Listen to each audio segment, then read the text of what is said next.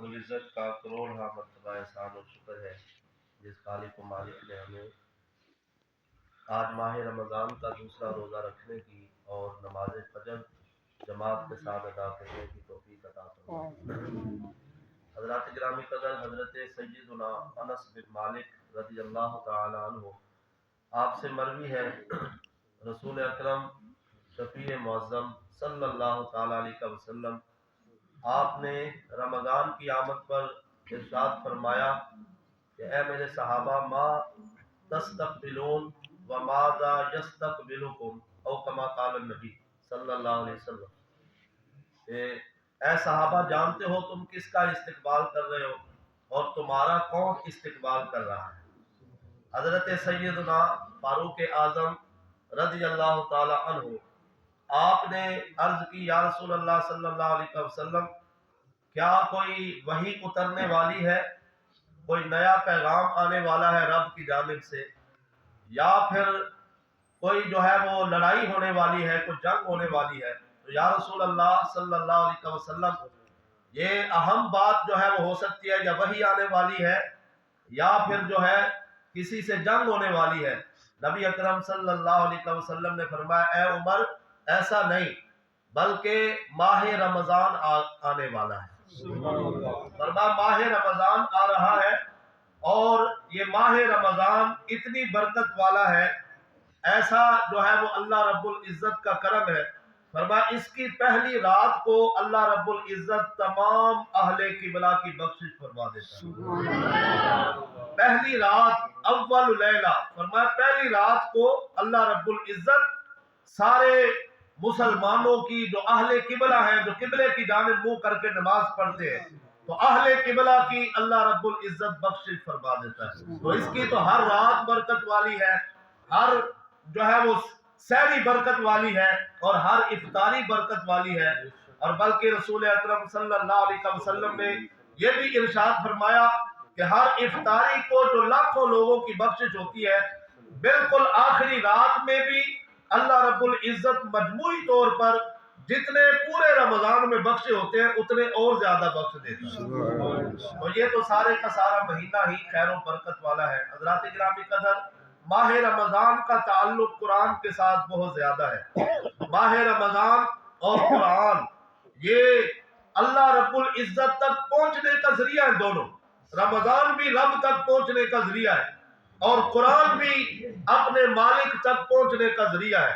اور ان کا بڑا گہرا تعلق ہے۔ ایک حدیث پاک کے اندر نبی اکرم صلی اللہ علیہ وسلم نے فرمایا، القرآن، یہ الصیام والقرآن یشفعان للعبد یوم القیامہ، او کما قال النبی صلی اللہ علیہ وسلم۔ فرمایا یہ رمضان اور قرآن یہ بندے کی سفارش کریں گے قیامت والے دن۔ قیامت والے دن یہ سفارشی ہوں گے، رب کی بارگاہ میں عرض کریں گے۔ قرآن کہے گا میں نے اسے راتوں کو جگائے رکھا، بیدار رکھا، نماز تراویح پڑھتا رہا، قرآن سنتا رہا، اور قرآن پڑھتا رہا، قرآن سنتا رہا، میں نے رات کو اسے سونے نہیں دیا۔ قرآن یوں کہے گا، تو یہ اسی کے بارے کہے گا نا کہ جو نماز تراویح پڑھتا ہے، جو نماز تراویح کے اندر کھڑا ہوتا ہے، جو قرآن کے ساتھ محبت رکھتا ہے۔ فرمایا قیامت والے دن یہ قرآن اسے نہیں چھوڑے گا، اور قرآن اس کے حق میں کھڑا ہو جائے گا اور عرض کرے گا، مولا اسے میں نے راتوں کو جگائے رکھا، اور یہ رات کو تیرے کلام کی تلاوت کرتا رہا۔ اور رمضان کہے گا، مولا میں نے اسے دن بھر یہ جو ہے وہ شہوت سے روکے رکھا، کھانے پینے سے روکے رکھا، اور یہ دن بھر روزے کے ساتھ رہا، مولا میری سفارش اس کے حق میں قبول فرما۔ نبی علیہ السلام فرماتے ہیں قرآن بھی سفارشی بن جائے گا،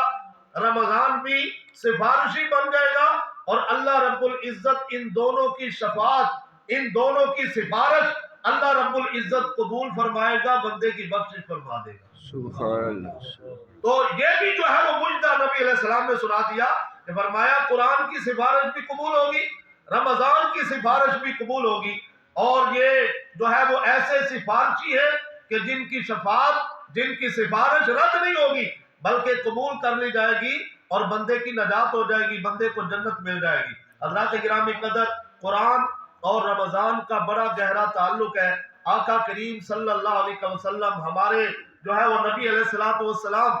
یہ حضور علیہ الصلوۃ والسلام باقی مہینوں کے اندر بھی قرآن کی تلاوت کرتے تھے، لیکن جب ماہ رمضان آتا تو پھر آپ کا انداز بدل جاتا۔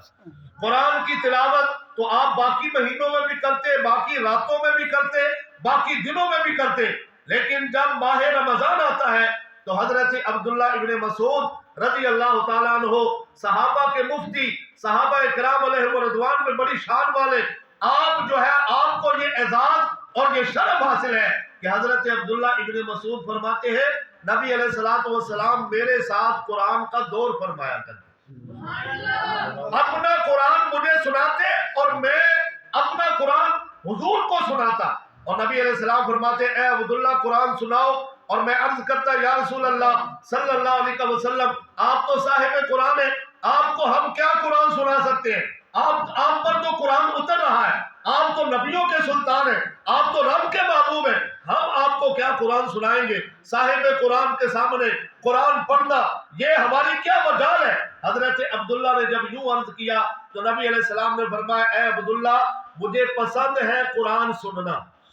جیسے مجھے قرآن پڑھنا پسند ہے ایسے ہی مجھے قرآن سننا بھی پسند ہے۔ تو آج اسی واسطے جو ہے وہ کہا جاتا ہے کہ یہ ایسی بابرکت کتاب ہے قرآن مجید، اللہ رب العزت نے اپنے محبوب کا صدقہ ہمیں عطا فرمائی کہ اس کو پڑھنا بھی ثواب ہے، اس کو سننا بھی ثواب ہے، اس کو دیکھنا بھی ثواب ہے، اس کو ہاتھ لگانا بھی ثواب ہے۔ یہ قرآن تو ایسا جو ہے وہ عظیم معجزہ نبی علیہ الصلوۃ والسلام کا کہ ہر حوالے سے اس کا جو ہے وہ بندہ جو ہے وہ ثواب سے معروم نہیں ہوتا۔ اگر قرآن پڑھنا نہ بھی آئے تو قرآن کو پکڑے تو صحیح، قرآن کو چھوئے اور قرآن کو دیکھیں، جو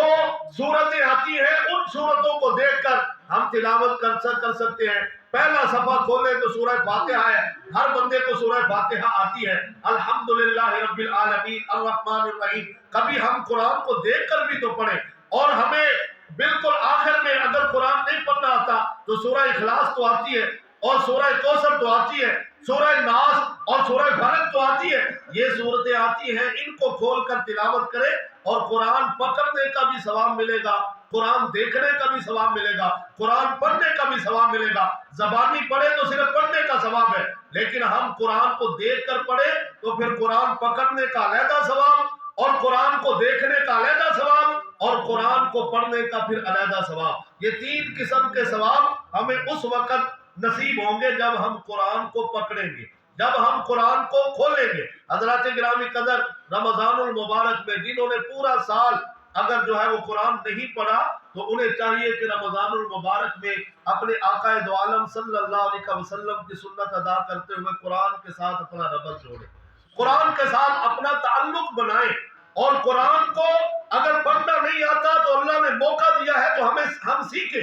اور قرآن کو صحیح پڑھنا سیکھیں۔ نماز کے اندر جو ہم قرآن پڑھتے ہیں اسے بھی صحیح تلفظ کے ساتھ پڑھنا جو ہے وہ سیکھیں، اور یہ ہر مسلمان پہ فرض ہے کہ جتنا وہ نماز میں تلاوت کرتا ہے اتنا قرآن اسے صحیح تلفظ کے ساتھ آنا چاہیے۔ جیسے جو ہے وہ قاری حضرات پڑھتے ہیں، جس طرح تلاوت کی جاتی ہے اتنا قرآن اسے تلفظ کے ساتھ، یہ نہیں کہ جیسے آتا ہے چلو ٹھیک ہے جی اللہ قبول فرمائے گا، اللہ رب العزت تو قبول فرمائے گا، لیکن ہمیں بھی تو کوشش کرنی ہے، ہم نے بھی تو ویسے قرآن پڑھنا ہے جیسے حضور نے پڑھا ہے، جیسے صحابہ نے پڑھا ہے، جیسے اہل بیت نے پڑھا، جیسے جو ہے وہ اولیاء کرام نے پڑھا۔ ان تمام احباب کو اگر ہم دیکھیں تو انہوں نے قرآن سیکھا اور قرآن سیکھ کر اس کو پڑھا۔ حضرات گرامی قدر، ماہ رمضان کے اندر نبی علیہ الصلوۃ والسلام سے دور کرنے کے لیے قرآن کا حضرت جبریل امین سدرہ چھوڑ کے آتے تھے۔ جبریل امین فرشتوں کے سردار اور فرشتوں کے استاد،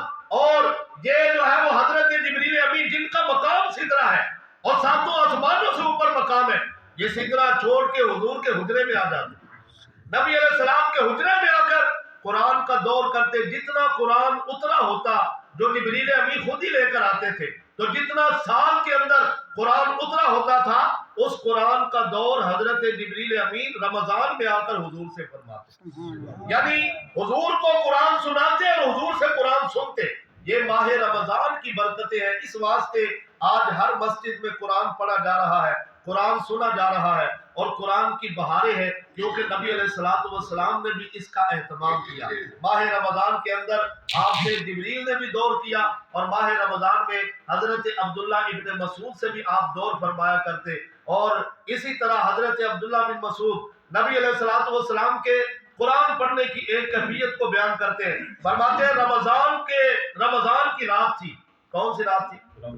ماہ رمضان کے اندر فرماتے ہیں میں حضور علیہ الصلوۃ والسلام کے ساتھ کھڑا، مجھے موقع مل گیا نبی کریم صلی اللہ علیہ وسلم کا قرآن سننے کا۔ فرماتے ہیں سرکار دو عالم صلی اللہ علیہ وسلم نے نماز جو ہے وہ شروع کی، نفلی نماز تھی یا نماز تراویح تھی۔ حضور علیہ الصلوۃ والسلام آپ جو ہے وہ کھڑے ہو گئے اور آپ نے قرآن پڑھنا شروع کیا۔ فرماتے ہیں میں بھی جو ہے وہ نبی علیہ السلام کی اقتداء میں کھڑا ہو گیا، مقتدی بن کے کھڑا ہو گیا۔ اب میں قرآن سن رہا ہوں، حضور جو ہے وہ قرآن پڑھ رہے، آپ نے پوری سورہ بقرہ تلاوت فرمائی،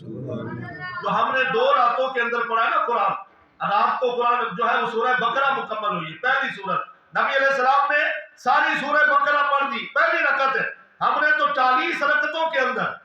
20 رکعت 40 رکعتوں کے اندر ہم نے جو ہے وہ سورہ بقرہ پڑھی ہے۔ نبی کریم صلی اللہ علیہ وسلم نے ایک رکعت پہ کھڑے ہو کے سورہ بقرہ تلاوت فرمائی، سورہ بقرہ تلاوت کر کے پھر اگلی سورہ شروع کی، سورہ آل عمران، اور پھر وہ بھی ختم ہوئی، وہ چوتھے پارے میں جا کے ختم ہوتی ہے۔ فرمایا پھر اس کے بعد سورہ نساء کو شروع کیا، تو نبی کریم صلی اللہ علیہ وسلم نے پوری سورہ نساء کی بھی تلاوت فرمائی، اور سورہ نساء چھٹے پارے میں جا کر جو ہے وہ ختم ہوتی ہے۔ تو سرکار دو عالم نور مجسم شفیع معظم صلی اللہ علیہ وسلم آپ کا قرآن پڑھنا بھی بڑا اعلیٰ تھا، ورتل القرآن ترتیلا، بڑے خوب ٹھہر ٹھہر کے صاف ستھرا قرآن جو ہے وہ، حضور سے بڑھ کے قرآن کون پڑھ سکتا ہے؟ صاحب قرآن کا قرآن پڑھنا انداز جو ہے وہ کیسا ہوگا؟ آج وہ قاریوں کا انداز نہیں، آج بڑے سے بڑے قراء کا وہ انداز نہیں، اور جو نبی کریم صلی اللہ علیہ وسلم کا انداز تھا، جس طرح حضور جو ہے وہ ٹھہر ٹھہر کر